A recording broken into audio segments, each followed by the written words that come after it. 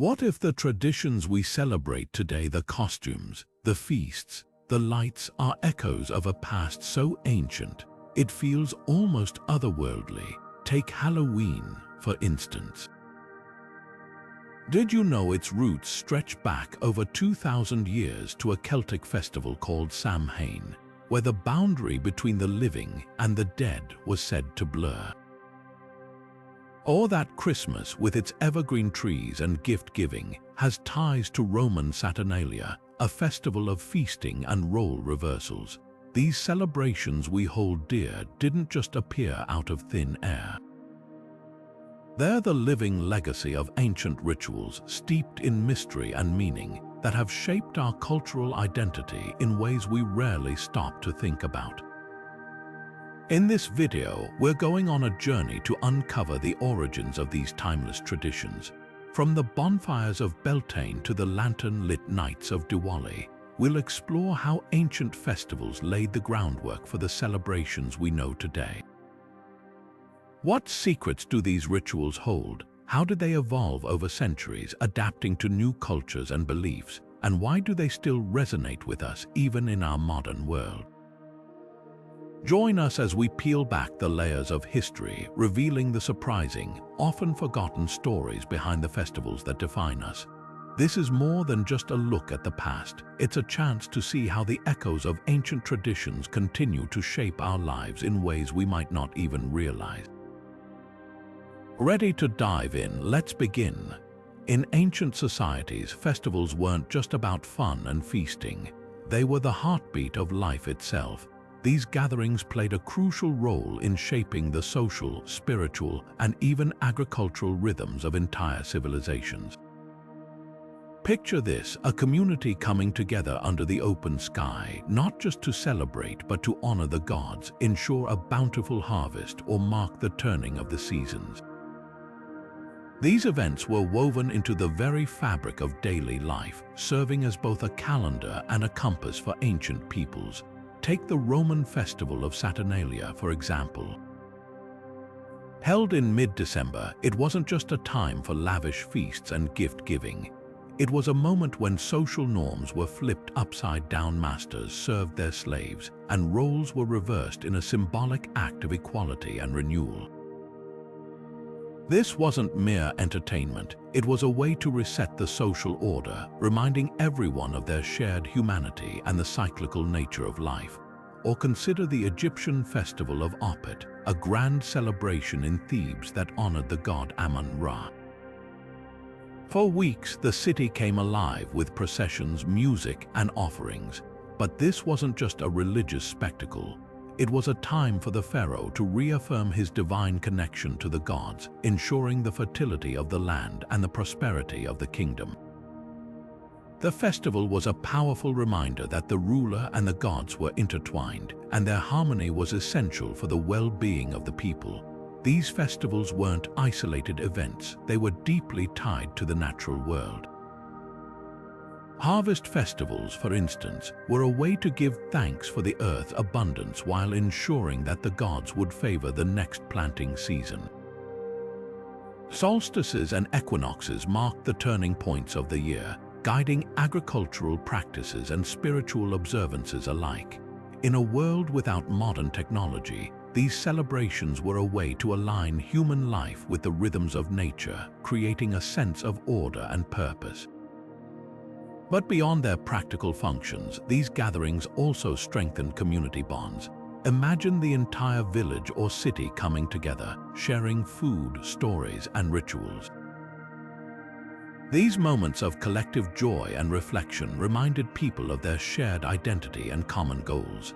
In a time when survival often depended on cooperation, festivals were a way to reinforce unity and mutual support.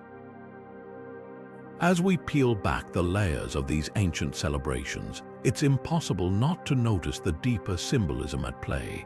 Every dance, every offering, every shared meal carried meaning, a connection to the divine, a link to the past, and a hope for the future. And as we'll see next, these symbols weren't just decorative. They were the keys to understanding the spiritual and cultural worldviews of the people who created them. Fire and light have always held a profound place in the human imagination, and ancient festivals were no exception. Across cultures and continents, these elements became powerful symbols of transformation, renewal, and hope. Imagine standing in the flickering glow of a bonfire, the warmth on your skin, the sparks rising into the night sky. It's easy to see why fire captivated our ancestors. It wasn't just a source of heat or light, it was a living force, a connection to something greater than themselves. Take the Celtic festival of Samhain, for instance. Celebrated at the end of October, it marked the beginning of winter and the thinning of the veil between the living and the dead. Bonfires were central to the festivities, serving as both a beacon for spirits and a tool for purification. People would extinguish their hearth fires at home and relight them from the communal bonfire, symbolizing a fresh start and protection against the darkness of the coming season. This ritual wasn't just about warding off evil, it was a way to renew the community's spirit and prepare for the challenges ahead. Jump across the globe to India and you'll find Diwali, the festival of lights. Here, light takes on a different but equally powerful meaning. Diwali celebrates the triumph of good over evil, light over darkness, and knowledge over ignorance. Homes and streets are illuminated with countless oil lamps. Fireworks light up the night sky, and families come together to share sweets and stories. The light isn't just decorative, it's a reminder that even in the darkest times, hope and wisdom can prevail. This celebration, rooted in ancient Hindu traditions, continues to inspire millions today, proving that these symbols of light and renewal are timeless. Even in China, the Mid-Autumn Festival, also known as the Moon Festival, embraces the power of light, albeit in a different form. Lanterns of all shapes and sizes are lit and released into the night, creating a mesmerizing spectacle. These lanterns aren't just beautiful, they're a way to honor the moon, which symbolizes harmony, unity, and the cyclical nature of life. Families gather to share mooncakes and gaze at the full moon, connecting with the cosmos and each other. It's a celebration that bridges the earthly and the celestial, reminding people of their place in the universe. But why did fire and light hold such universal appeal? On a practical level, they provided warmth and safety in a world where darkness could be dangerous. But on a deeper level, they represented something more profound. The eternal struggle between chaos and order, life and death, ignorance and enlightenment. Fire could destroy, but it could also purify and renew. Light could banish shadows, revealing what was hidden and bringing clarity. These elements weren't just tools, they were metaphors for the human experience. As we reflect on these ancient traditions, it's striking how much they still resonate with us today. Whether it's the flicker of a candle, the glow of a lantern, or the roar of a bonfire, these symbols continue to inspire awe and connection. But fire and light weren't the only ways ancient festivals brought people together. Next, we'll explore another universal language of celebration, one that transcends words and cultures, the power of music and dance. These rhythmic expressions weren't just entertainment. They were a way to tell stories, honor the divine, and unite communities in shared joy. So, let's step into the beat of history and discover how movement and melody shaped these ancient celebrations. In ancient festivals, music and dance weren't just entertainment, they were the lifeblood of the celebration, pulsing with energy, emotion, and meaning. These rhythmic expressions had the power to unite entire communities, transcending language and social barriers. Imagine the scene, drums beating in unison, flutes weaving melodies through the air, and voices rising in chants that seemed to echo the heartbeat of the earth itself. These performances were more than art, they were acts of devotion, storytelling, and connection to the divine. Take the Dionysian mysteries of ancient Greece, for example. This festival honored Dionysus, the god of wine, fertility, and ecstasy. Participants would gather in the night, their movements guided by the hypnotic rhythms of drums and the haunting notes of flutes. Dancers, often in a trance-like state, would whirl and leap, embodying the spirit of the god himself.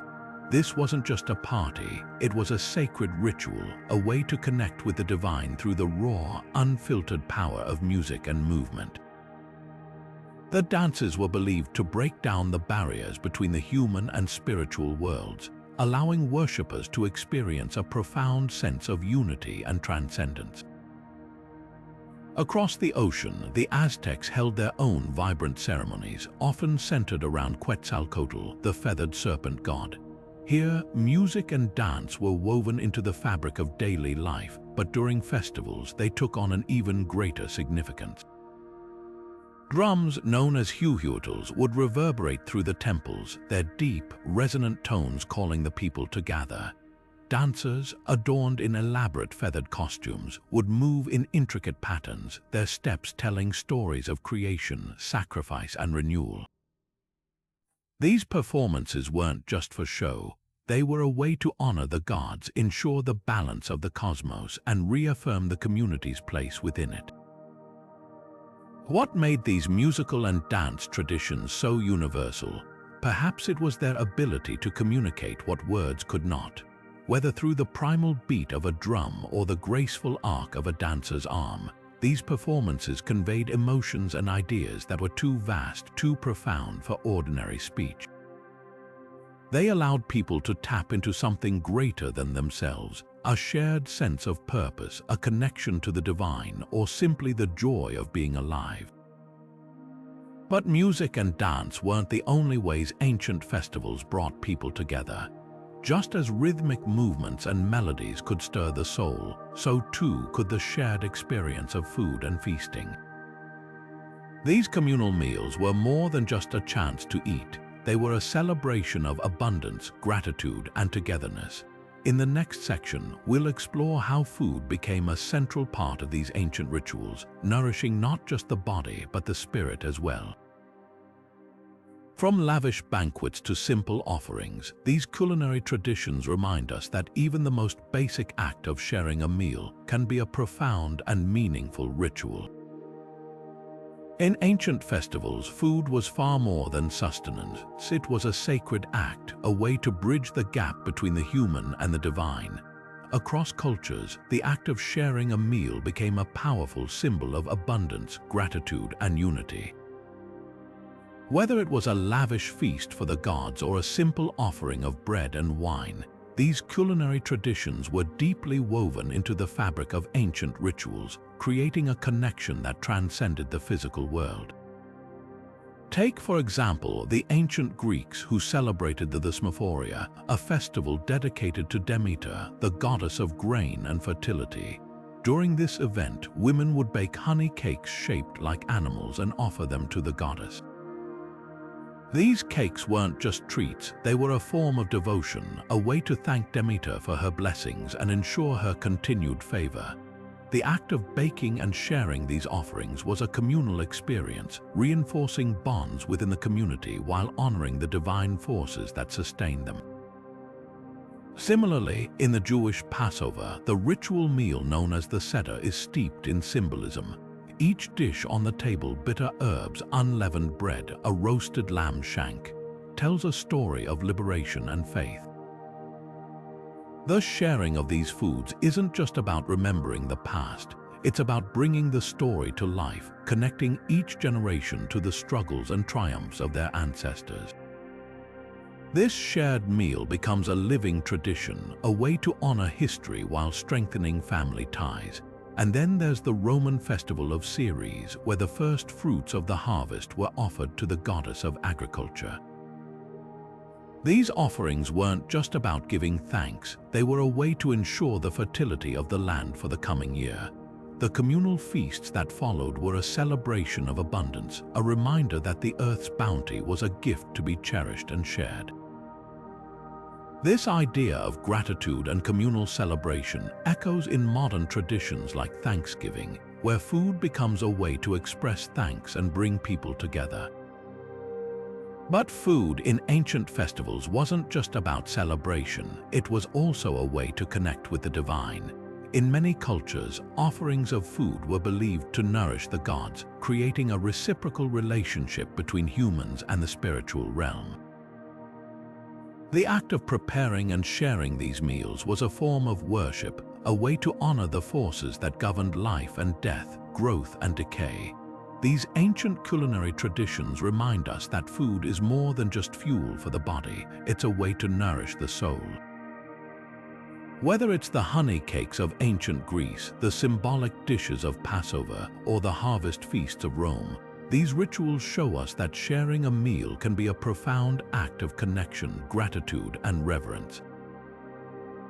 But while food brought light and joy to ancient festivals, not all celebrations were so joyous. In the next section, we'll delve into the darker, more mysterious aspects of these ancient rituals that often carried an air of danger, sacrifice, and the unknown.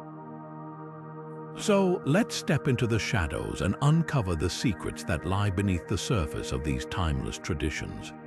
While many ancient festivals were filled with light, music, and feasting, others carried a darker, more mysterious edge. These celebrations often delved into the profound and sometimes unsettling relationship between life, death, and the divine.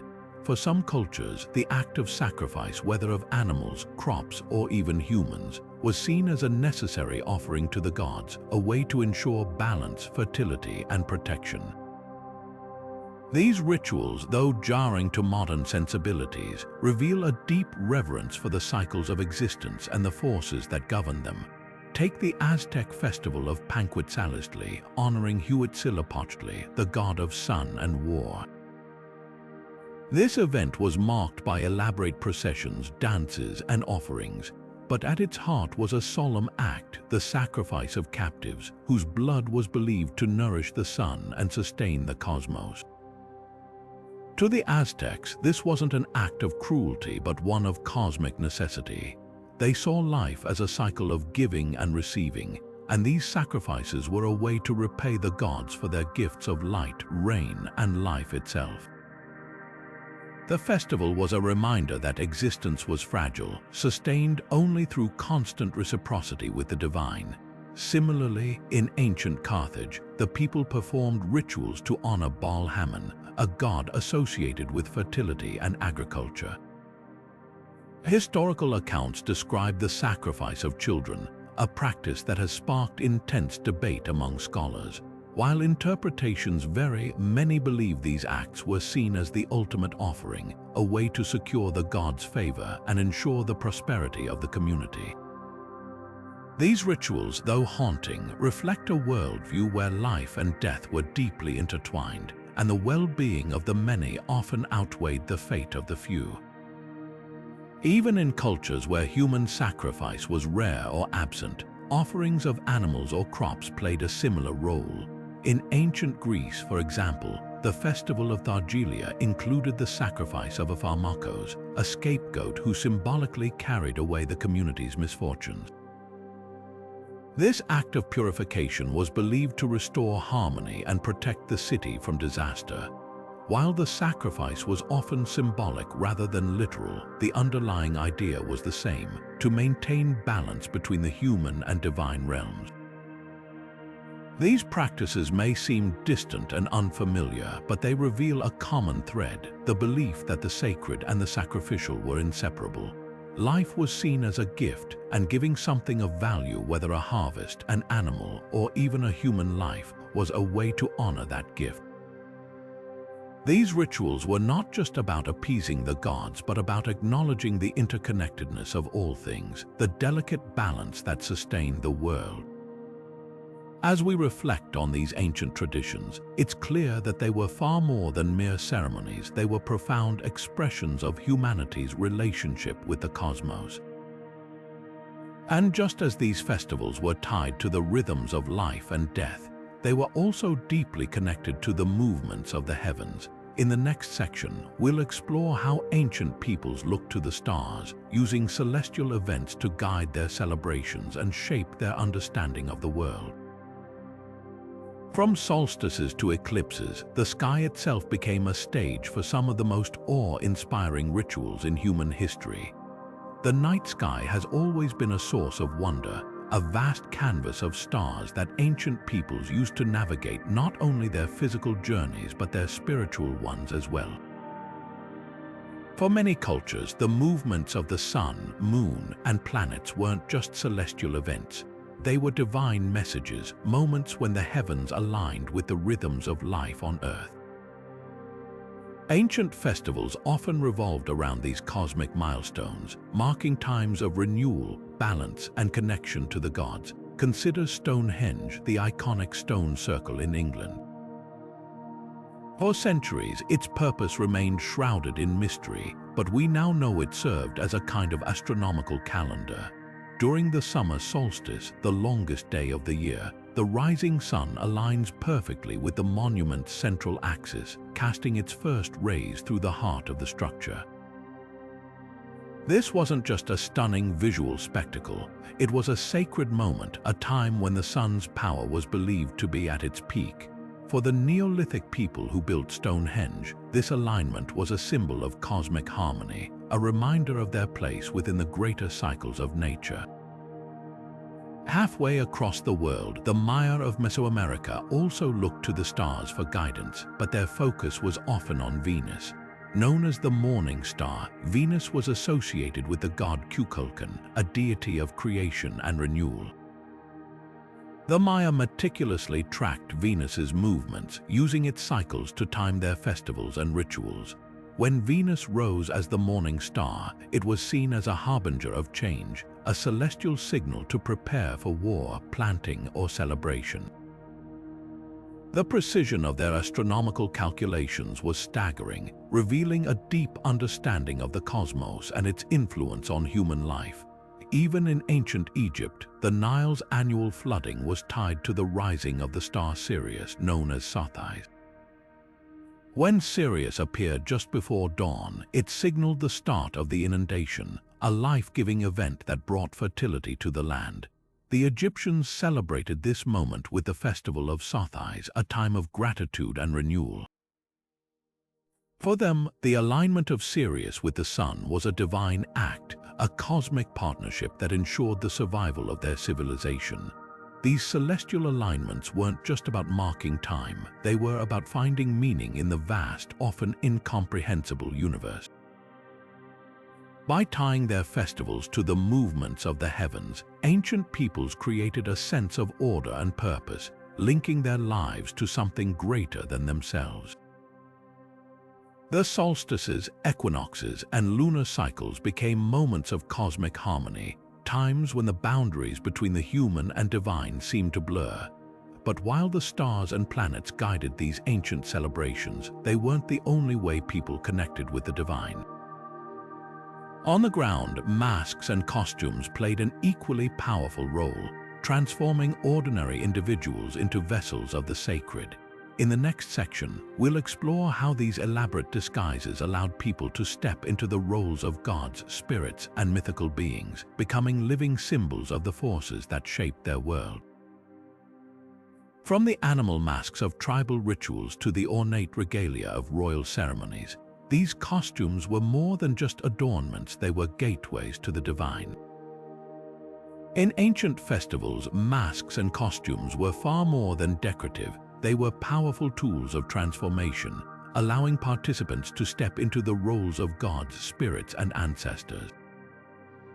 These elaborate disguises weren't just about hiding one's identity, they were about becoming something greater, a living bridge between the human and the divine.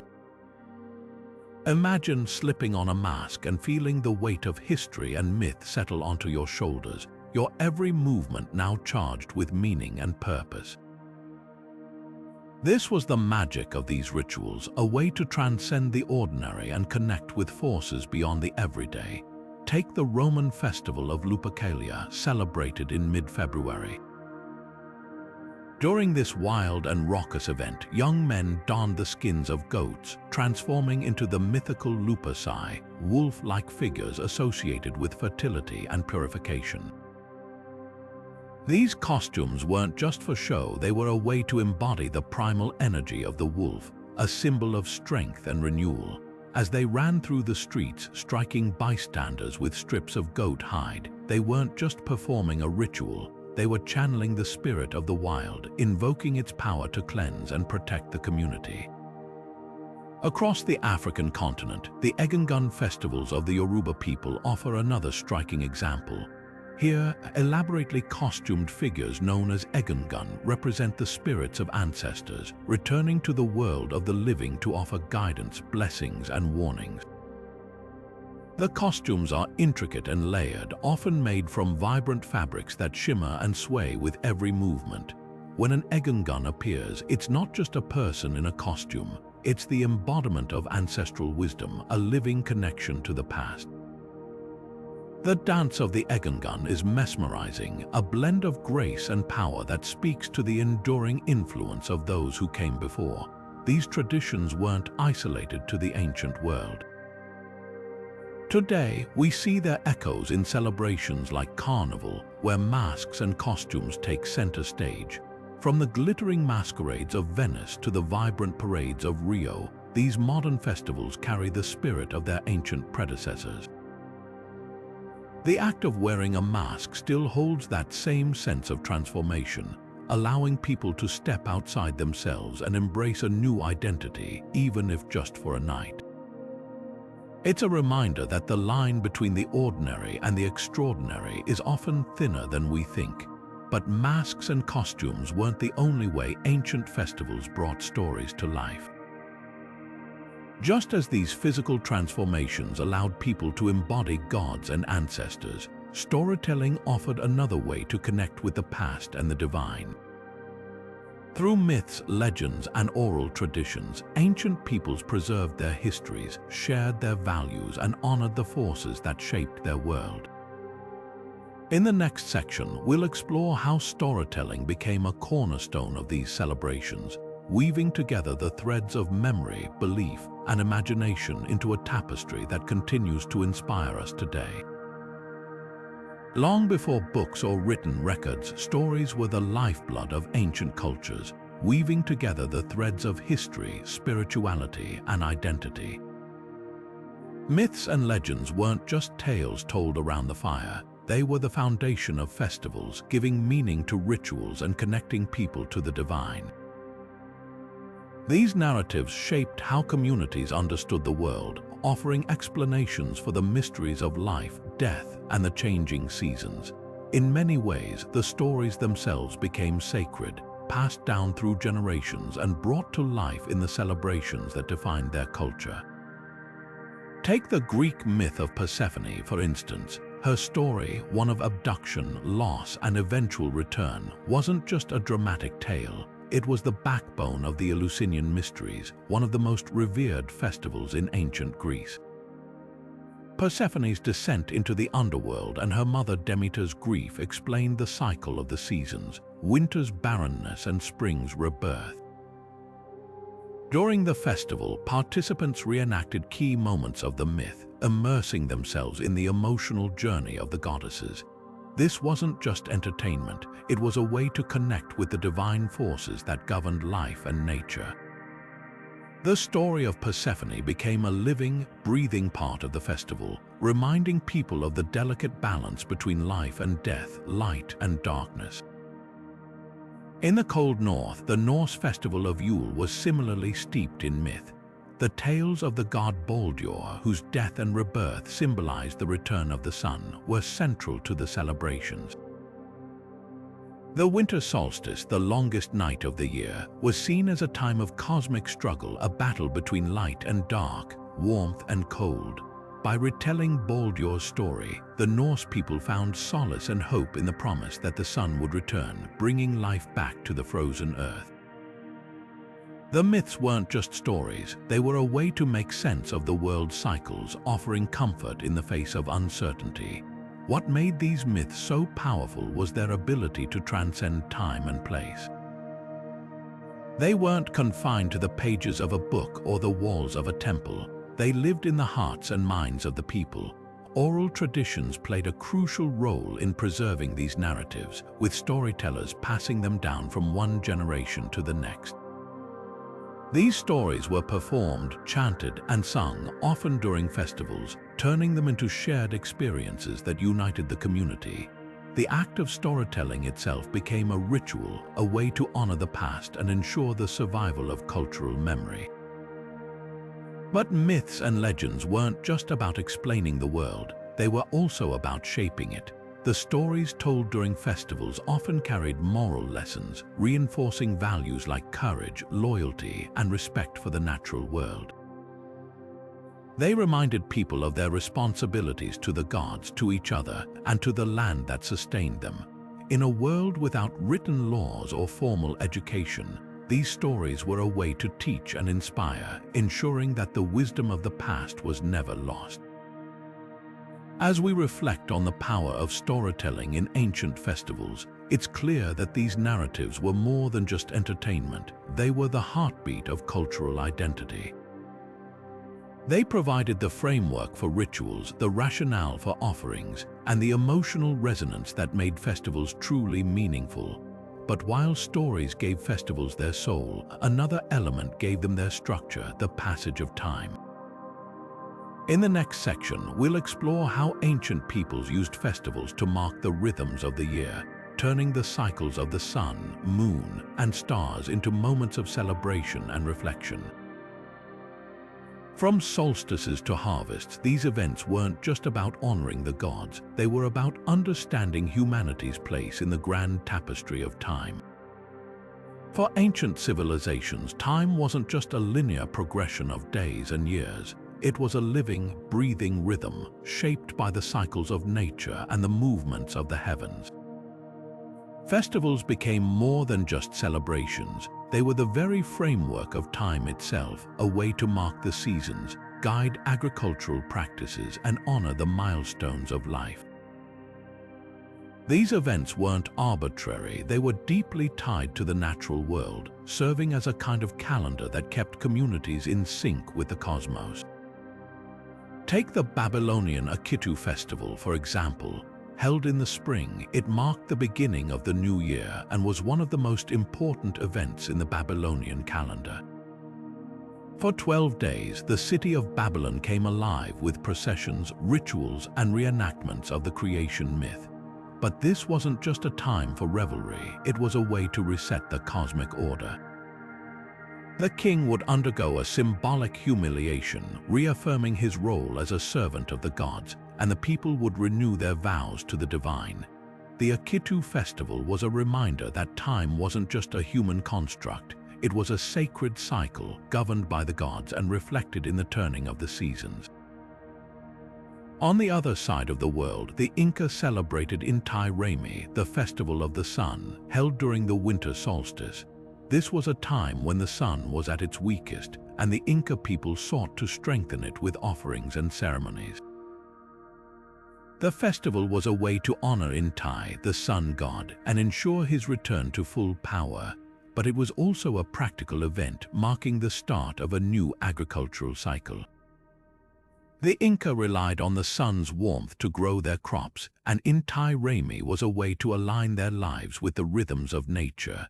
The festival wasn't just about worship, it was about survival, a reminder that human life was deeply intertwined with the forces of the cosmos. Even in ancient Egypt, the annual flooding of the Nile was tied to the heliacal rising of Sirius, the brightest star in the night sky.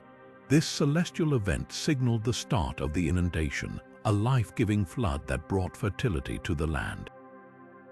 The Egyptians celebrated this moment with the festival of Sathais, a time of gratitude and renewal. The festival wasn't just a way to mark the passage of time, it was a way to ensure the continuation of life itself. By aligning their calendar with the stars, the Egyptians created a sense of order and predictability in a world that could often feel chaotic and unpredictable. These festivals were more than just dates on a calendar, they were a way for ancient peoples to understand their place in the universe. By marking the solstices, equinoxes, and other celestial events, they created a sense of harmony with the natural world. But these celebrations weren't just about timekeeping, they were also about community. Festivals brought people together, creating moments of shared joy, reflection, and purpose. They reminded everyone that they were part of something larger than themselves, a collective rhythm that bound them to each other and to the earth. As we've seen, festivals were a way to mark time, honor the gods, and ensure the fertility of the land.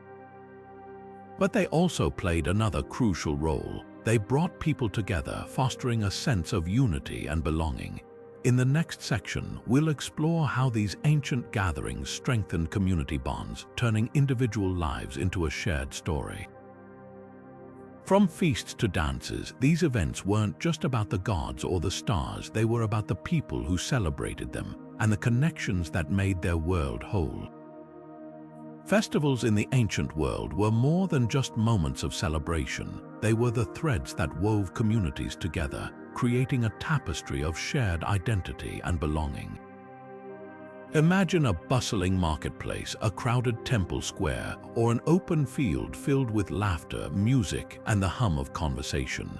These gatherings weren't just about honoring the gods or marking the seasons. They were about the people, how they connected, how they celebrated, and how they found meaning in each other's company. In a world without the constant connectivity of modern life, festivals were the glue that held societies together, reminding everyone of their shared humanity and common purpose. Take the ancient Olympic Games, for example. Held every 4 years in Olympia, Greece, this event was far more than a sports competition. Athletes from city-states across the Greek world would gather to compete, but the Games were also a time for truces, diplomacy, and cultural exchange. The stadium became a melting pot of ideas where poets recited their works, philosophers debated, and merchants traded goods. For the spectators, the Games were a chance to cheer for their hometown heroes, but also to connect with people from distant lands.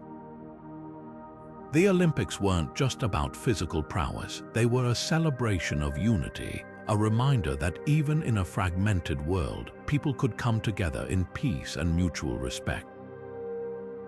Similarly, the Roman Ludi public games held in honor of the gods were a cornerstone of Roman social life. These events featured chariot races, gladiatorial combat, and theatrical performances, drawing crowds from all walks of life. The Ludi weren't just entertainment, they were a way to reinforce social hierarchy and cultural values. The elite used these games to display their wealth and generosity, while the common people found a sense of belonging in the shared experience.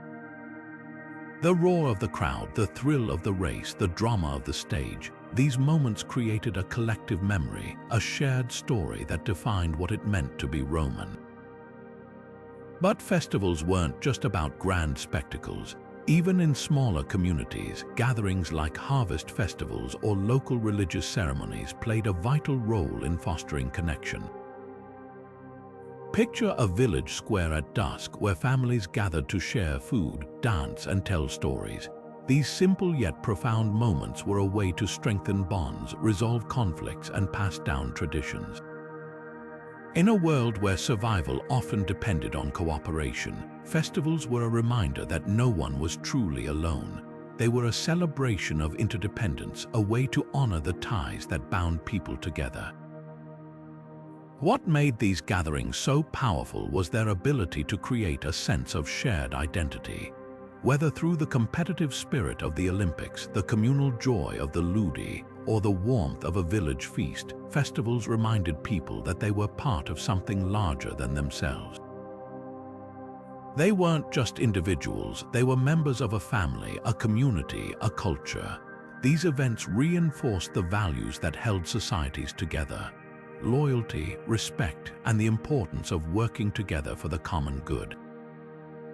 As we reflect on the social fabric of ancient festivals, it's impossible not to notice how much they still resonate with us today.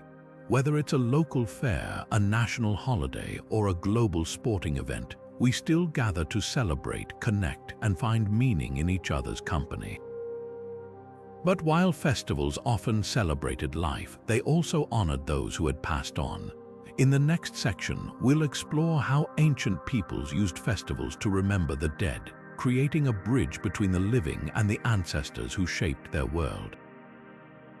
From solemn rituals to joyous celebrations, these traditions remind us that even in death, the bonds of community endure. In many ancient cultures, death wasn't seen as an end but as a continuation, a transition to another realm where the spirits of the departed remained close to the living. Festivals honoring the dead were deeply rooted in this belief, serving as a bridge between the worlds of the living and the ancestors. These celebrations weren't just about mourning, they were about connection, remembrance, and gratitude. Through rituals, offerings, and shared stories, people found comfort in knowing that their loved ones were still part of their lives, guiding and protecting them from beyond the veil.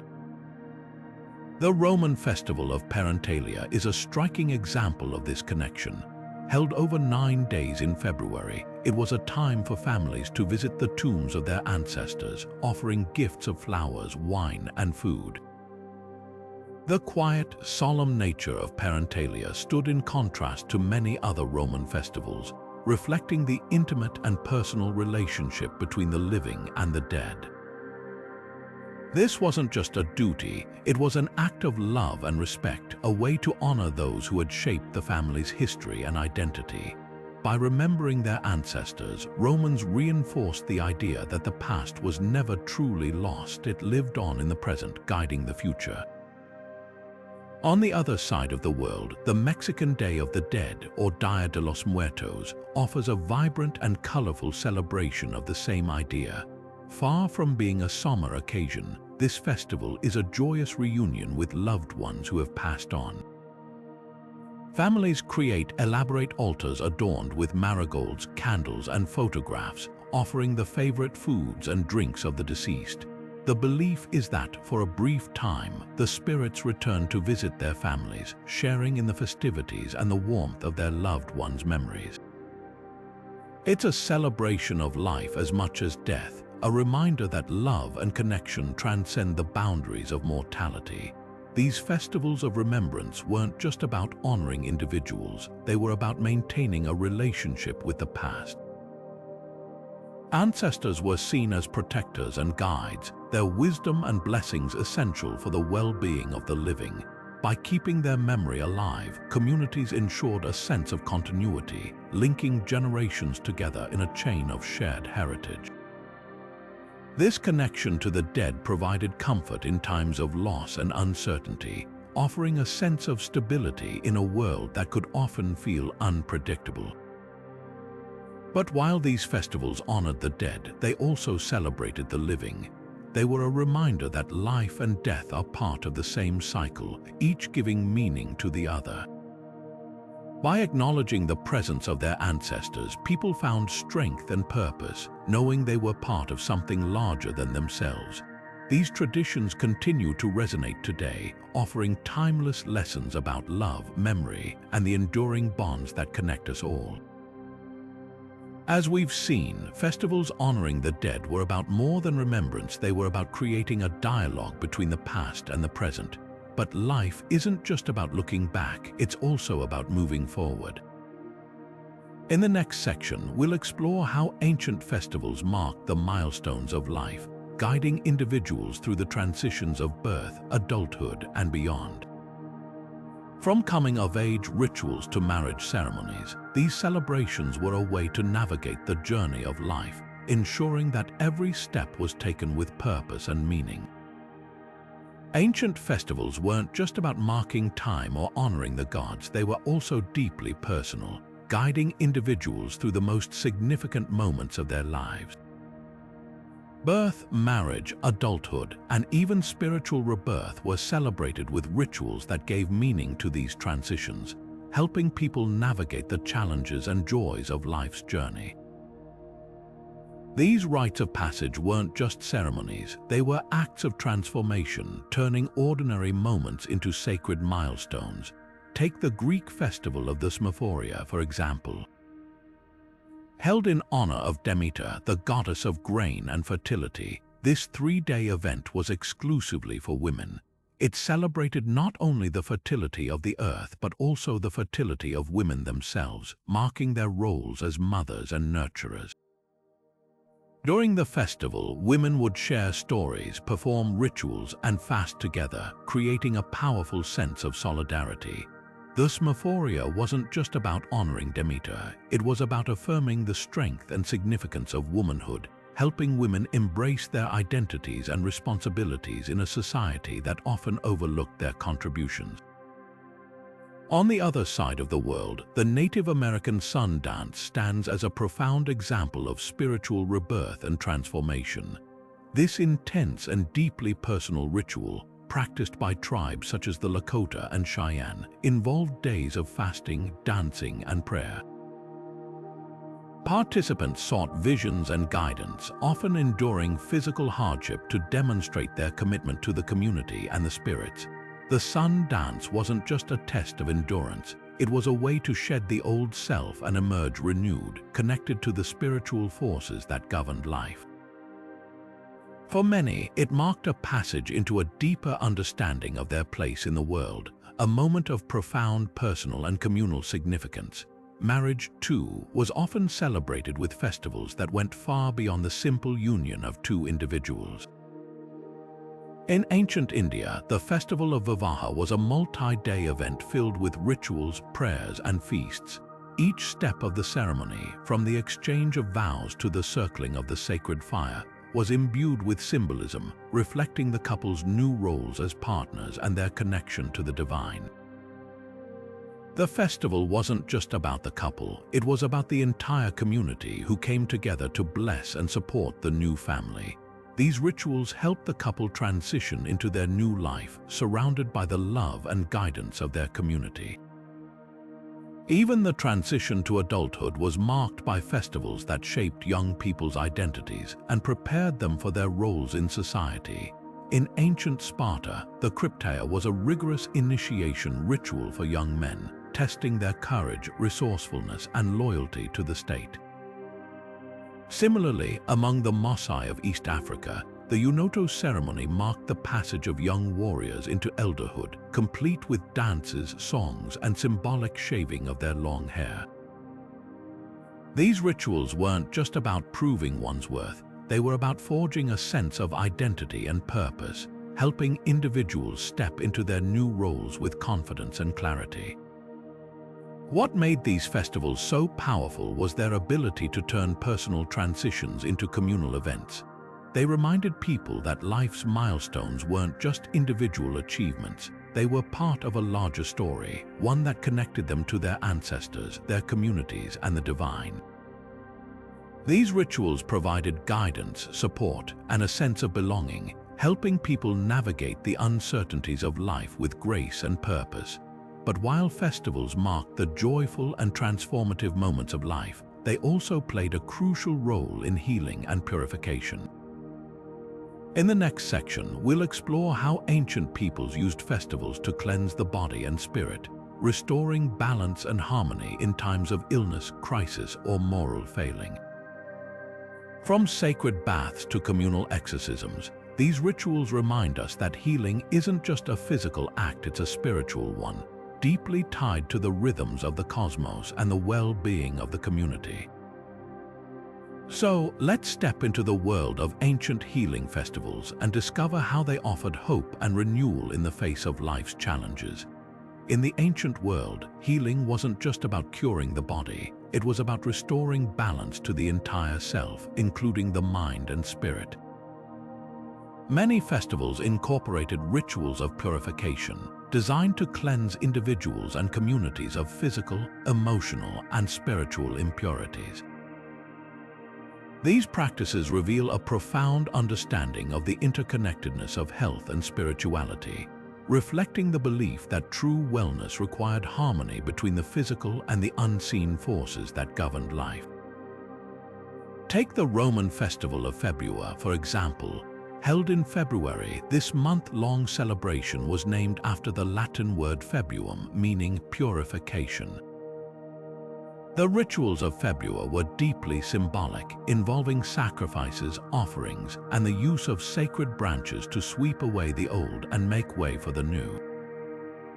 One of the most striking elements was the Lupercalia, where young men dressed in goat skins would run through the streets, striking bystanders with strips of hide.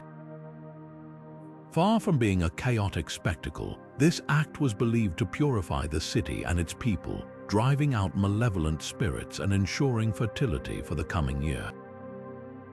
For the Romans, purification wasn't just a physical act, it was a spiritual necessity, a way to reset the balance between the human and divine realms.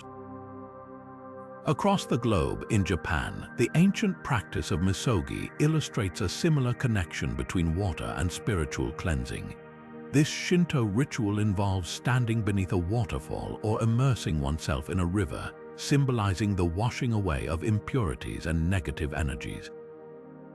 The icy water isn't just a physical challenge, it's a metaphor for renewal, a way to emerge from the experience reborn and spiritually refreshed.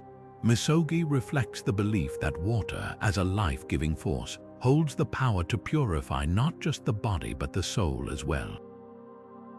It's a reminder that cleansing is more than skin deep, it's about aligning oneself with the natural world and its rhythms.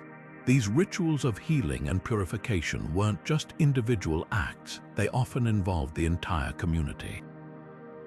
In many cultures, illness or misfortune was seen as a sign of spiritual imbalance, something that could affect the collective as much as the individual. Festivals provided a way to address these disruptions, restoring harmony and protecting the community from further harm. Whether through the sweeping rituals of February or the immersive experience of misogi, these practices were a way to confront chaos and reaffirm order, both within the self and the larger world. What's fascinating is how these ancient traditions continue to resonate today. From modern spa treatments that promise rejuvenation to the enduring popularity of rituals like smudging with sage, the desire for purification remains a powerful human impulse. These practices remind us that healing isn't just about fixing what's broken, it's about creating a sense of wholeness, a connection to something greater than ourselves. As we've seen, festivals played a vital role in maintaining physical and spiritual health, but their influence extended even further. Beyond their therapeutic and communal functions, they were also tools of political and social control, shaping the structures of power and authority in ancient societies. In the next section, we'll explore how rulers and leaders used festivals to consolidate their influence, celebrate their achievements, and maintain order within their realms. From grand processions to carefully choreographed ceremonies, these events were as much about politics as they were about piety. So, let's step into the world of power and pageantry, where festivals became a stage for the drama of governance and the art of persuasion. In the ancient world, festivals weren't just celebrations of the divine or the seasons, they were also powerful tools of politics and control. For rulers and elites, these grand events were a stage to showcase their authority, reinforce social hierarchies, and unite their people under a shared vision. Far from being mere spectacles, festivals like Egypt's Sed Festival or Rome's triumphs were carefully orchestrated displays of power, designed to inspire loyalty, awe, and obedience. Take the Egyptian Sed Festival, for instance. Held to mark the pharaoh's continued reign, this event was a lavish reaffirmation of the ruler's divine right to lead. The festival, which could last for weeks, included rituals, processions, and symbolic acts that demonstrated the pharaoh's strength and vitality. One of the most striking moments was the running of the Apis bull, where the pharaoh would symbolically prove his physical and spiritual fitness by running alongside the sacred bull. This wasn't just a test of endurance, it was a public declaration that the ruler was still connected to the gods, still capable of protecting and guiding his people. The Sed Festival wasn't just about the pharaoh, it was about the stability of the entire kingdom, a reminder that the ruler's power was essential for maintaining cosmic and social order. Similarly, in ancient Rome, the triumph was a masterclass in political theatre. This grand procession, awarded to victorious generals, was a dazzling display of military might and imperial glory. The streets of Rome would be lined with cheering crowds as the general, dressed in purple and gold, paraded through the city with his troops, captives, and spoils of war. At the heart of the ceremony was the Temple of Jupiter, where the general would offer sacrifices to the gods, symbolizing the divine favor that had secured his victory. But the triumph wasn't just a celebration of conquest, it was a tool of propaganda, a way to remind the people of Rome's dominance and the emperor's role as its protector. These events reinforced the idea that Rome's leaders were not just mortal men but instruments of the gods, destined to bring glory to the empire. What made these festivals so effective was their ability to blend spectacle with symbolism. They weren't just about dazzling the crowd, they were about embedding certain ideas into the collective consciousness. The pharaoh's said festival reminded the people of his divine connection, while Rome's triumphs reinforced the idea of military supremacy and imperial unity. These events created a shared narrative, one that bound the people to their rulers and to each other. They were a way to turn individual achievements into collective triumphs, fostering a sense of pride and belonging that strengthened the social fabric. But while these festivals were about power, they were also about cohesion. By bringing people together in celebration, rulers could bridge social divides and create a sense of unity. The grandeur of the events, the shared rituals, and the collective joy all served to reinforce the idea that everyone had a role to play in the larger story of the kingdom or empire. Festivals became a way to smooth over tensions, remind people of their common interests, and ensure loyalty to the ruling class. As we reflect on the political dimensions of ancient festivals, it's clear that they were more than just tools of control. They were also expressions of cultural identity and communal pride.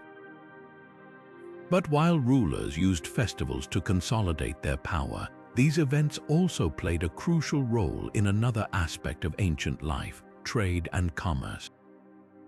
In the next section, we'll explore how festivals became hubs of economic activity, bringing together merchants, artisans, and travelers from far and wide. From bustling marketplaces to cultural exchanges, these gatherings weren't just about spirituality or politics. They were also engines of prosperity and innovation. So, let's step into the vibrant world of ancient trade festivals and discover how they shaped the economies of the past. Festivals in the ancient world weren't just spiritual or political events, they were also bustling hubs of commerce and trade. Imagine a sprawling festival ground filled not only with the sounds of music and chanting, but also the lively hum of merchants haggling, the clink of coins, and the rustle of goods being exchanged. These gatherings became economic engines, driving local economies and connecting distant cultures in ways that went far beyond the spiritual or ceremonial. From the Greek Panathenaic Games to the grand medieval fairs of Europe, festivals were as much about trade as they were about tradition.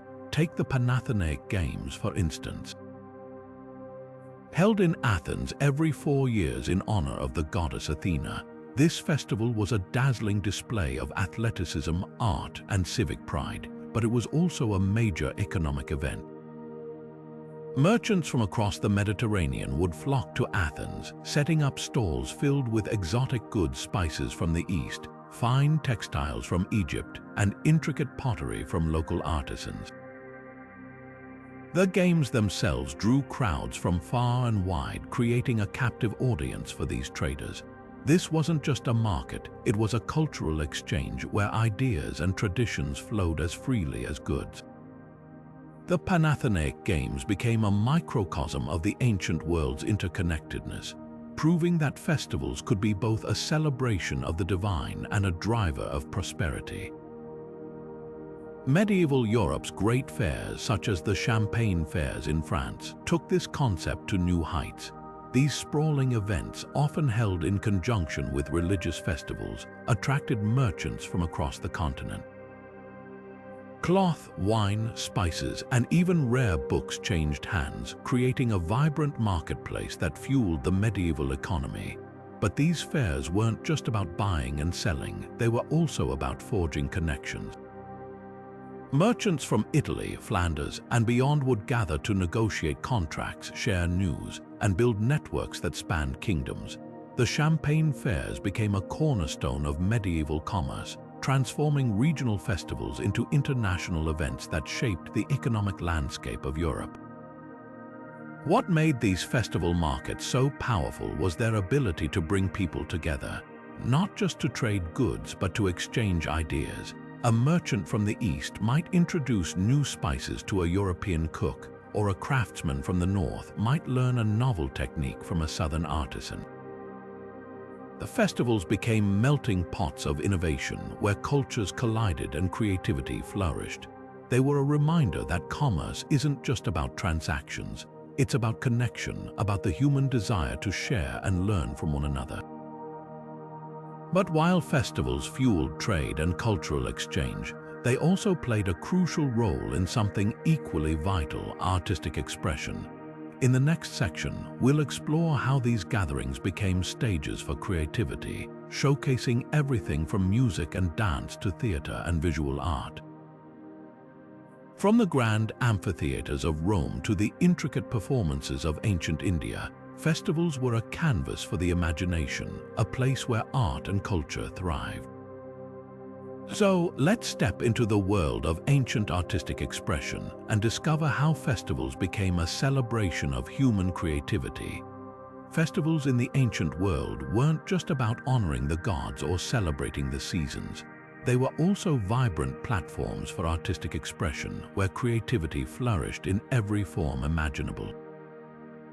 From the sweeping brushstrokes of painters to the impassioned words of poets, these gatherings became stages for human ingenuity, showcasing the beauty and complexity of the human spirit. Art wasn't just an accessory to these events, it was the heartbeat, the very essence that brought them to life. Consider the Athenian Dionysia, one of the most famous festivals in ancient Greece. Dedicated to Dionysus, the god of wine, fertility, and theater, this event was a celebration of drama in all its forms. Playwrights like Aeschylus, Sophocles, and Euripides premiered their works here, competing for the admiration of the audience and the coveted prize of a laurel wreath. But the Dionysia wasn't just about entertainment, it was a space for innovation, where new genres like tragedy and comedy were born. The plays explored timeless themes of love, power, and morality, challenging audiences to reflect on their own lives and society. The festival became a crucible of creativity, pushing the boundaries of storytelling and performance in ways that still resonate today. Meanwhile, in India, the Holi festival offered a different kind of artistic expression. Known as the Festival of Colors, Holi is a riot of vibrant hues where people throw powdered pigments at each other in a joyful celebration of spring's arrival. But beyond the sheer spectacle, Holi has inspired centuries of visual art, from intricate paintings to elaborate murals. The festival's themes of renewal and unity have been captured in countless works, each one a testament to the enduring power of color and symbolism. Holi isn't just a festival, it's a living canvas where every participant becomes an artist, contributing to a collective masterpiece that celebrates life itself. These festivals weren't just about showcasing art, they were about creating it. In ancient Egypt, for instance, the Opet festival was a time when artisans crafted exquisite statues and reliefs to honor the gods. These works weren't just decorative, they were sacred, imbued with spiritual significance and believed to house the divine presence. The process of creating these pieces was itself a form of worship, a way for the artists to connect with the gods and contribute to the festival's profound sense of reverence. What made these artistic expressions so powerful was their ability to transcend time and place. A play performed at the Dionysia could move audiences to tears or laughter, just as a mural inspired by Holi could evoke a sense of wonder and connection. Art became a universal language, a way to communicate ideas and emotions that words alone could not capture. Festivals gave artists a stage, a reason to create, and an audience eager to experience their work. They reminded everyone that creativity wasn't just a luxury, it was a vital part of the human experience, a way to make sense of the world and our place in it. But while art flourished at these gatherings, festivals also played a crucial role in something equally important: the stewardship of the natural world. In the next section, we'll explore how ancient peoples used festivals to honor and protect the environment, ensuring that the Earth's resources were cherished and sustained for generations to come. From sacred groves to rituals of renewal, these events remind us that our connection to the Earth is as vital as our connection to each other. For ancient peoples, the natural world wasn't just a backdrop for life, it was a living, breathing force worthy of reverence and care. Many festivals were designed not only to celebrate nature but to foster a deep sense of stewardship, ensuring that the Earth's resources were respected and sustained. These rituals weren't just about gratitude, they were about responsibility, reflecting an understanding that humanity's survival depended on harmony with the environment. From the first stirrings of spring to the abundance of the harvest, ancient festivals became a way to honor and protect the natural world, weaving ecological wisdom into the fabric of cultural life. One striking example is the Celtic festival of Imbolc, celebrated in early February to mark the first signs of spring. As the days began to lengthen and the first green shoots emerged from the frozen ground, the Celts honored Brigid, the goddess of fertility, healing, and fire. But Imbolc wasn't just a celebration of renewal, it was a time to prepare for the coming agricultural season. Farmers would bless their tools and seeds, ensuring they were ready for planting. Rituals involving fire and water symbolized purification and the return of life to the land. Imbolc was a reminder that the Earth's cycles were sacred and that caring for the soil was a duty as much as it was a privilege. This festival embodied a profound ecological wisdom, one that recognized the interconnectedness of all life and the importance of living in balance with the natural world. Similarly, the Native American green corn ceremony, practiced by tribes like the Cherokee and Creek, offers a powerful example of environmental stewardship. Held at the time of the corn harvest, this festival was a time of thanksgiving, purification, and renewal. The community would come together to feast on the first ripe corn, but the ceremony went far beyond the meal. It included rituals of forgiveness where old grudges were set aside and acts of environmental care like clearing fields and replanting crops. The green corn ceremony wasn't just about celebrating the Earth's bounty, it was about ensuring its future. By giving thanks and practicing sustainable farming, these communities demonstrated a deep respect for the land and its ability to sustain them. What's remarkable about these festivals is how they reflect an ancient understanding of ecology long before the term was ever coined. They remind us that sustainability isn't a modern concept, it's a timeless principle, rooted in the recognition that humanity is part of a larger web of life. These traditions weren't just about survival, they were about thriving in a way that honored the Earth's rhythms and resources. They show us that environmental stewardship isn't just a duty, it's a sacred act, one that connects us to the past, the present, and the future. But while festivals celebrated the natural world, they also played a crucial role in addressing another fundamental aspect of human life: conflict. In the next section, we'll explore how ancient peoples used festivals as a tool for reconciliation and peace, turning moments of celebration into opportunities for healing and unity. From tribal gatherings to city-wide truces, these events remind us that festivals weren't just about joy, they were about creating harmony both within communities and between them. So, let's step into the world of ancient conflict resolution and discover how these gatherings became a bridge to peace. Amid the celebrations, dances, and feasts, ancient festivals also served a deeper purpose. They became platforms for conflict resolution, transforming moments of joy into opportunities for peace and reconciliation. In a world often marked by tension and strife, these gatherings offered a rare chance to set aside differences, heal wounds, and forge connections that transcended divisions. Whether through formal truces or symbolic rituals, festivals became powerful tools for fostering harmony, both within communities and between them.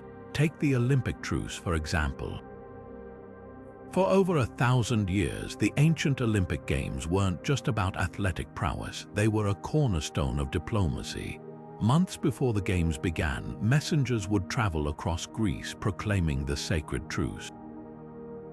Warring city-states would lay down their arms, allowing athletes and spectators to travel safely to Olympia. The truce wasn't just a pause in conflict, it was a reminder of shared humanity and common values. The Games themselves became a space where rivalries were channeled into friendly competition rather than violence. This tradition of peace, known as Ekacharia, reflected a profound understanding that even in a fractured world, unity could be found through shared celebration and purpose. On the other side of the globe, the Hopi snake dance offers another striking example of festivals as tools for peace. This sacred ritual, performed by the Hopi people of the American Southwest, wasn't just about honoring the spirits of rain and fertility. It was also a way to restore balance and harmony within the community. During the dance, participants would handle live snakes, symbolizing their connection to the natural world and their commitment to maintaining equilibrium. The dance served as a powerful metaphor for reconciliation, reminding everyone that even the most feared and misunderstood creatures could be part of a larger, harmonious whole. Through this ritual, the Hopi reinforced the idea that peace wasn't just the absence of conflict, it was the presence of understanding and mutual respect. What made these festivals so effective in resolving disputes was their ability to create a shared experience. When people came together to celebrate, they weren't just individuals or representatives of opposing groups, they were participants in something greater. The joy of the games, the reverence of the dance, the shared laughter, and all these moments had the power to dissolve barriers and remind everyone of what they had in common. Festivals became a space where old grudges could be set aside, where enemies could become allies, and where unity could emerge from division. But while these events were about resolving external conflicts, they also addressed internal ones. Festivals often included rituals of forgiveness and purification, allowing individuals to let go of past wrongs and start anew. Whether through the symbolic gestures of the Hopi snake dance or the communal spirit of the Olympic truce, these celebrations offered a path to healing, not just for communities but for the soul. As we reflect on the role of festivals in conflict resolution, it's clear that their power lies in their ability to bring people together, not just physically but emotionally and spiritually. They remind us that even in times of strife, there is always a way to find common ground, to celebrate what unites us rather than what divides us. And as we move from the realm of peacemaking to the pursuit of spiritual enlightenment, we'll explore how ancient festivals became gateways to the divine, offering profound insights into the mysteries of existence. These gatherings weren't just about resolving conflicts, they were about transcending them, opening the door to a deeper understanding of life, the universe, and our place within it. For many ancient civilizations, festivals weren't just about celebration or community. They were profound spiritual journeys, gateways to the divine that promised enlightenment and transformation. These rituals were designed to take participants beyond the ordinary, offering glimpses into the mysteries of existence and forging a deeper connection with the sacred. Whether through secret initiations, sacred pilgrimages, or immersive ceremonies, these festivals became pathways to spiritual growth, guiding individuals toward a greater understanding of life, death, and the cosmos. Take the Eleusinian Mysteries, one of the most revered festivals of ancient Greece.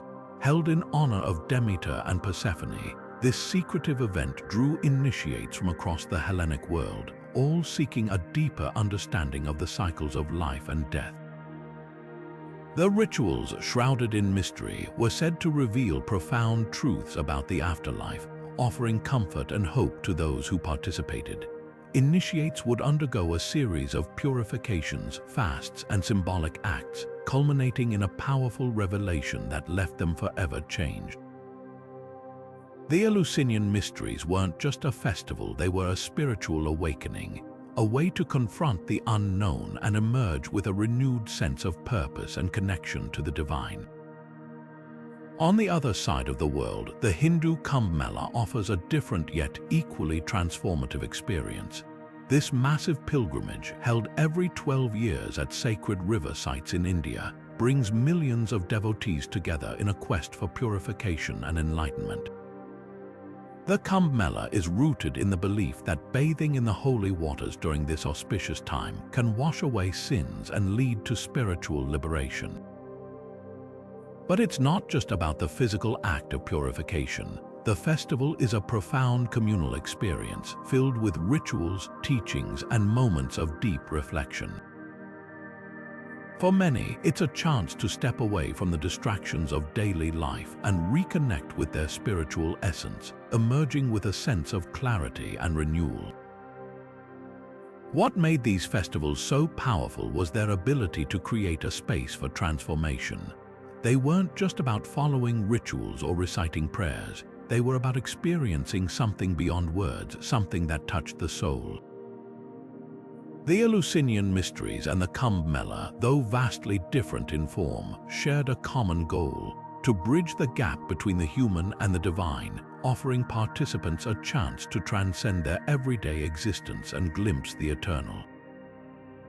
These festivals remind us that spirituality isn't just about belief, it's about experience. They provided a structured way for people to explore the deepest questions of existence, to confront their fears, and to find meaning in the face of life's uncertainties.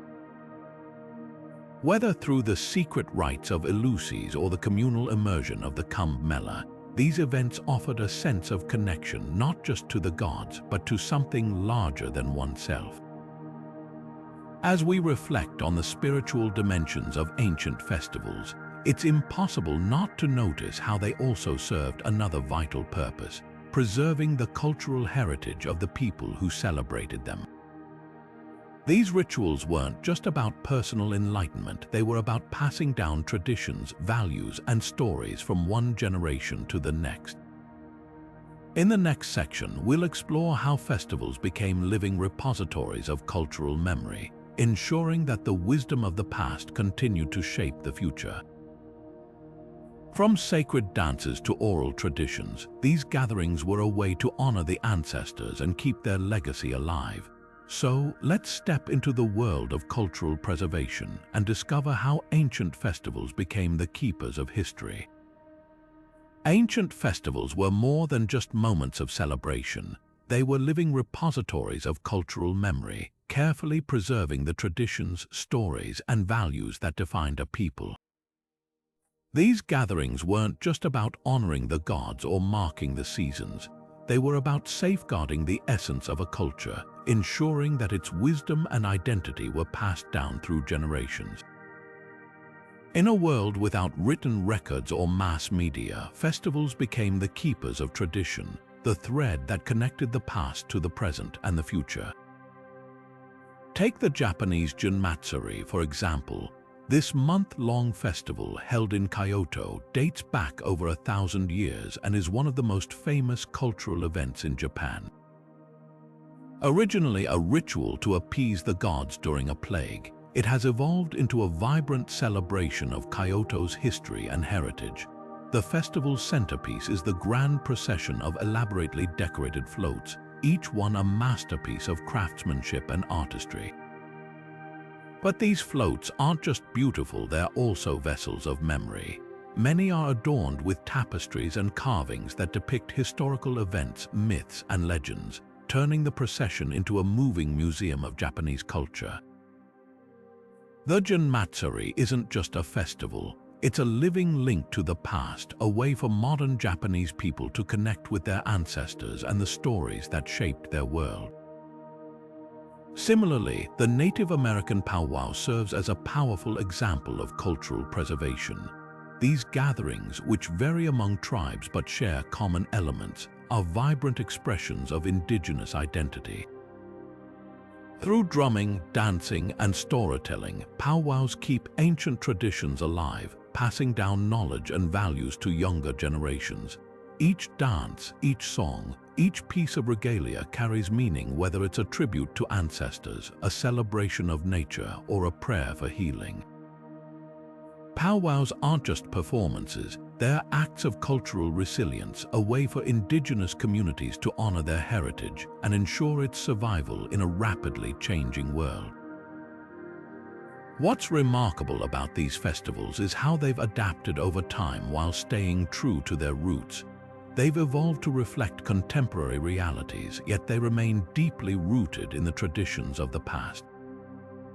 This balance between preservation and adaptation is what keeps them alive, allowing them to resonate with new generations while honoring the wisdom of the old. These festivals remind us that culture isn't static. It's a living, breathing entity shaped by the people who carry it forward. They show us that traditions aren't just relics of the past, they're dynamic forces that continue to shape our identities and communities. And as we look to the future, we see how these ancient celebrations have influenced the way we mark our own milestones and moments of joy. Speaking of the future, let's turn our attention to the present. In the next section, we'll explore how the echoes of ancient festivals continue to shape modern celebrations, from the costumes of Carnival to the lights of Diwali. These timeless traditions aren't just artifacts of history, they're living legacies reminding us that the past is never truly gone. It lives on in the rituals we create, the stories we tell, and the connections we forge. So, let's step into the modern world and discover how the festivals of old continue to inspire us today. The echoes of ancient festivals are all around us, woven into the fabric of the celebrations we hold dear today. From the costumes of Halloween to the lights of Diwali, these traditions are more than just remnants of the past, they're living legacies, shaping how we mark the seasons, honor our histories, and connect with one another. The roots of these modern festivities stretch back centuries, even millennia, revealing a fascinating continuity between the ancient world and our own. Take Halloween, for instance. This beloved holiday, with its jack-o'-lanterns, trick-or-treating, and spooky costumes, traces its origins to the Celtic festival of Samhain. For the Celts, Samhain marked the end of the harvest season and the beginning of winter, a time when the veil between the living and the dead was believed to be at its thinnest. Bonfires were lit to ward off spirits, and people dressed in disguises to confuse any malevolent entities roaming the night. Over time, as Christianity spread, Samhain evolved into All Hallows' Eve, blending ancient customs with new religious meanings. Today, Halloween retains much of its original spirit, a playful yet profound acknowledgement of the mysteries of life and death. Christmas, too, carries the imprint of ancient traditions. The Roman festival of Saturnalia, celebrated in mid-December, was a time of feasting, gift-giving, and role reversals, where masters served their slaves and social norms were temporarily upended. When Christianity sought to establish Christmas as a celebration of Jesus' birth, it adopted many of Saturnalia's festive elements, from the emphasis on light during the darkest time of the year to the tradition of exchanging gifts. The evergreen tree, now a centerpiece of Christmas decor, has roots in pagan winter solstice celebrations, symbolizing life and resilience in the face of winter's cold. These ancient symbols and practices have seamlessly integrated into our modern holiday, creating a rich tapestry of meaning that spans centuries. Even Diwali, the festival of lights celebrated by millions around the world, has deep historical roots. Originating in ancient India, Diwali symbolizes the triumph of light over darkness and knowledge over ignorance. The tradition of lighting oil lamps or diyas dates back thousands of years, serving as both a practical source of light and a spiritual metaphor. Today, Diwali's vibrant displays of fireworks, lanterns, and sweets continue to honor this ancient symbolism, reminding us that the struggle for enlightenment and joy is as relevant now as it was in the past. What's remarkable about these modern celebrations is how they've adapted while retaining their core essence. They've evolved to reflect the values and realities of contemporary life, yet they remain deeply connected to their ancient origins. This continuity speaks to the enduring power of these traditions, their ability to resonate across time and cultures, offering us a sense of connection to something greater than ourselves. As we reflect on the legacy of ancient festivals, it's clear that they've done more than just shape our holidays, they've shaped how we understand the world. They remind us that the past isn't something distant or irrelevant. It's a living presence, influencing everything from the way we celebrate to the way we see ourselves. But while these traditions have left an indelible mark on our modern world, they also invite us to explore the deeper mysteries that inspired them. What drove our ancestors to create these rituals? What truths were they seeking in the cycles of the seasons, the movements of the stars, and the rhythms of life and death? These questions lead us to the enduring mysteries of ancient festivals, mysteries that continue to captivate and inspire us today. So, let's step into the unknown and uncover the secrets that lie at the heart of these timeless celebrations. Even as we uncover the origins and meanings of ancient festivals, some aspects remain shrouded in mystery, leaving historians and archaeologists with tantalizing questions that defy easy answers. These enigmatic elements add a layer of intrigue to our understanding of these celebrations, reminding us that the past is not always as straightforward as it seems. Take Stonehenge, for example. This iconic stone circle in England has puzzled scholars for centuries. While we know it was used as an astronomical calendar aligning with the solstices, its exact purpose remains a subject of debate. Was it a temple for ancient rituals, a burial site, or perhaps a place of healing? The truth is, we may never fully know, and that uncertainty only deepens its allure. Then there are the Nazca lines in Peru, massive geoglyphs etched into the desert floor. These intricate designs, some stretching over 1,000 feet, depict animals, plants, and geometric shapes visible only from the air. The question of why they were created continues to baffle researchers.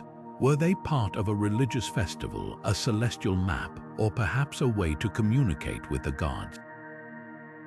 The mystery of the Nazca lines is a reminder that ancient peoples often saw the world in ways that are difficult for us to fully grasp today. Even the Eleusinian mysteries, one of the most well-documented ancient festivals, retain an air of secrecy. While we know the rituals involved purification, fasting, and symbolic acts, the exact nature of the revelations experienced by initiates remains hidden. What profound truths did they uncover about life and death, and why were these truths so closely guarded? These unanswered questions keep the mysteries of Eleusis alive, sparking curiosity and speculation even thousands of years later. What makes these enigmas so captivating is their ability to challenge our assumptions and ignite our imagination. They remind us that ancient peoples were capable of extraordinary feats, driven by beliefs and motivations that we are still trying to understand. Every new discovery, whether it's a fragment of pottery or a hidden chamber, brings us closer to unraveling these mysteries, but also raises new questions, keeping the quest for knowledge alive. As we continue to piece together the puzzle of ancient festivals, we're not just uncovering the past, we're also rediscovering a sense of wonder and connection to the people who came before us. These mysteries invite us to look beyond the surface, to explore the deeper meanings and motivations behind these timeless traditions. And while the answers may remain elusive, the journey of discovery is itself a kind of celebration, a tribute to the enduring power of human curiosity and creativity. But what if we could do more than just study these ancient festivals? What if we could experience them, feel their rhythms, and connect with their spirit in a tangible way? In the next section, we'll explore how you can bring the magic of these ancient celebrations into your own life, from recreating traditional rituals to visiting modern festivals that honor the past. So let's step into the present and discover how the echoes of ancient festivals continue to inspire us today. What if you could step into the shoes of an ancient celebrant, feeling the pulse of a drum, the warmth of a fire, or the thrill of a sacred dance? Connecting with ancient festivals isn't just about learning their history, it's about experiencing their spirit, bringing their magic into your own life. Whether you're a history enthusiast or just curious about the past, there are countless ways to engage with these timeless traditions, making them feel alive and relevant today. One of the most immersive ways to connect is by attending modern reenactments of ancient festivals. Across the globe, communities are keeping these traditions alive through vibrant celebrations that honor their heritage. Imagine walking through the streets of Kyoto during the Jinmatsuri, surrounded by towering floats and the hum of ancient chants. Or picture yourself at a Celtic Beltane festival, where bonfires light up the night and dancers whirl to the rhythm of drums. These events aren't just spectacles, they're living history, offering a chance to feel the energy and meaning of rituals that have endured for centuries. If traveling isn't an option, you can still dive into the rich history of ancient festivals from the comfort of your home. Books, documentaries, and online resources can transport you to the heart of these celebrations, offering insights into their symbolism, rituals, and cultural significance. For example, exploring the myths behind the Eleusinian mysteries or the astronomical precision of Stonehenge can deepen your appreciation for the ingenuity and spirituality of ancient peoples. Even better, consider joining a local history group or online forum where you can discuss and share your discoveries with others who share your passion. But why stop at studying? You can also incorporate elements of ancient festivals into your own celebrations. This doesn't mean you need to recreate every detail, rather, it's about finding meaningful ways to honor the spirit of these traditions. For instance, you might light a candle during the winter solstice to symbolize hope in the darkest time of the year, or share a meal with loved ones during harvest season, giving thanks for the earth's abundance. These small acts can create a sense of connection to the past, grounding your modern life in the timeless rhythms of nature and community. Engaging with ancient festivals isn't just an intellectual exercise, it's a way to enrich your present. These traditions remind us of the enduring human need for connection, celebration, and meaning. They invite us to slow down, reflect, and find beauty in the cycles of life. By embracing these practices, we not only honor the wisdom of our ancestors, but also discover new ways to infuse our own lives with purpose and joy. As we've journeyed through the origins, rituals, and mysteries of ancient festivals, one thing is clear: these celebrations are far more than relics of the past. They're living legacies, offering us a window into the human experience and the timeless quest for meaning. And now, as we prepare to wrap up our exploration, let's take a moment to reflect on what we've learned and how these ancient traditions continue to shape our world today. As we bring this journey through ancient festivals to a close, one thing becomes abundantly clear. These celebrations are far more than relics of a bygone era. They are living testaments to the enduring power of human creativity, spirituality, and connection. From the bonfires of Samhain to the lantern-lit nights of Diwali, these festivals remind us that the rituals of the past continue to shape our present in profound and often unexpected ways. What ties these diverse traditions together is their ability to reflect the universal human experience. Whether it's the joy of a harvest feast, the solemnity of a funeral rite, or the exhilaration of a sacred dance, ancient festivals reveal our shared longing for meaning, community, and transcendence. They remind us that across time and culture, we are united by the same fundamental questions: who are we, why are we here, and how do we make sense of the mysteries of life and death? These festivals also highlight the remarkable creativity and resilience of our ancestors. Without the convenience of modern technology, they found ways to mark the turning of the seasons, honor the divine, and celebrate the milestones of life with ingenuity and artistry. Their rituals, whether carved into the stones of Stonehenge or woven into the vibrant threads of a powwow, speak to a deep understanding of the natural world and our place within it. But perhaps the most striking lesson from these ancient celebrations is their enduring relevance. The themes they explored, light overcoming darkness, the cycle of life and death, the importance of community, are just as vital today as they were thousands of years ago. In a world that often feels fragmented and fast-paced, these traditions offer a sense of grounding, a reminder that we are part of something larger than ourselves. As the Roman philosopher Cicero once said, "To be ignorant of what occurred before you were born is to remain always a child." By exploring the origins of these festivals, we not only honor the wisdom of our ancestors, but also gain a deeper understanding of ourselves. These traditions invite us to pause, reflect, and reconnect with the rhythms of nature and the bonds that unite us all. So, what can we take away from this exploration? Perhaps it's a renewed appreciation for the power of ritual, a curiosity to learn more about the festivals that shape our world, or even the inspiration to create new traditions that honor the past while embracing the present. Whatever resonates with you, let it be a reminder that history isn't just something we study, it's something we live, breathe, and carry forward. As we close this chapter, I leave you with a question to ponder.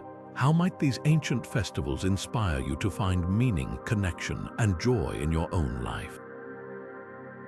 Whether it's lighting a candle during a dark winter night, sharing a meal with loved ones, or simply taking a moment to appreciate the beauty of the natural world, there are countless ways to carry the spirit of these timeless celebrations into the modern age. Thank you for joining me on this journey through the origins of ancient festivals. If you've enjoyed this exploration, don't forget to like, share, and subscribe for more deep dives into the mysteries of history. And as always, I'd love to hear your thoughts. What ancient festival resonates most with you and why? Let's keep the conversation going in the comments below. Until next time, may your days be filled with light, connection, and the timeless magic of tradition.